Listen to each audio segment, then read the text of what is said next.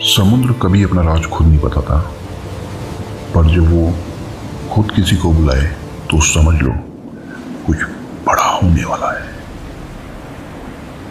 ये कहानी है द्वारिका की, उस नगरी की जो पानी के नीचे सो रही है, पर शायद अब जग रही है।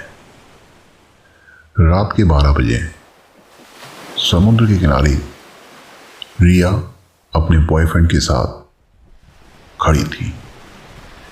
6 महीने से वो एक ही चीज ढूंढ रही थी, डूबी हुई द्वारिका का असली सच। लोग कहते थे जो सच के करीब पहुंचता है वो लौट कर नहीं आता। उस रात उसके सोनार डिवाइस ने एक अजीब सिग्नल पकड़ा, सीधा उस जगह से जहां पुरानी नगरी के खंडर बताए जाते हैं।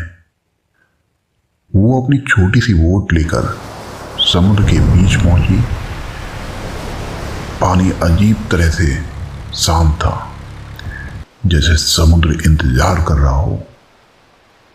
जैसे ही उसने कैमरा पानी में उतारा, स्क्रीन पर धीरे धीरे दिखने लगे टूटी हुई दीवारें, पुराने मंदिर के स्तंभ और फिर एक विशाल पत्थर का दरवाजा। दरवाजे पर बना था एक शंख का निशान और उसके नीचे लिखा था, जो सत्य चाहता है वो मूल्य चुकाने को तैयार रहे। एक सफेद वस्त्र पहनी हुई परछाई कैमरे की तरफ देख रही थी। रिया ने घबराकर कैमरा वापस खींचना चाहा, पर केवल फंस चुकी थी। तभी उसने अपनी बोट पर कदमों की आहट सुनी। तुम्हें यहाँ नहीं आना चाहिए था। वो पलटी, बोट पर कोई नहीं था। उसका बॉयफ्रेंड जो उसके साथ आया था वो भी कहीं गायब हो चुका था। वो घबरा गई। फिर उसने पानी की तरफ देखा और दरवाजा धीरे धीरे खुल रहा था।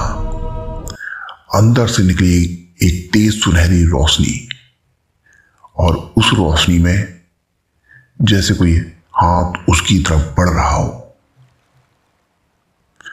अगली सुबह मछुआरों को समुद्र में एक खाली बोट मिली। रिया और उसका बॉयफ्रेंड कहीं नहीं थे। पर कहानी यही खत्म नहीं होती। बोट के फर्श पर पानी से बना हुआ था एक शंख का निशान, और उसके नीचे लिखा था, पहला द्वार खुल चुका है। अब सवाल यह है, दूसरा द्वार कहाँ है और अगला कौन होगा? लोग कहते हैं रिया का फोन समुद्र के नीचे मिला, पर उसकी बॉडी कभी नहीं मिली। क्या रिया जिंदा है या दरवाजे ने उसे अपना बना लिया? सच जानने के लिए अभी सब्सक्राइब करें।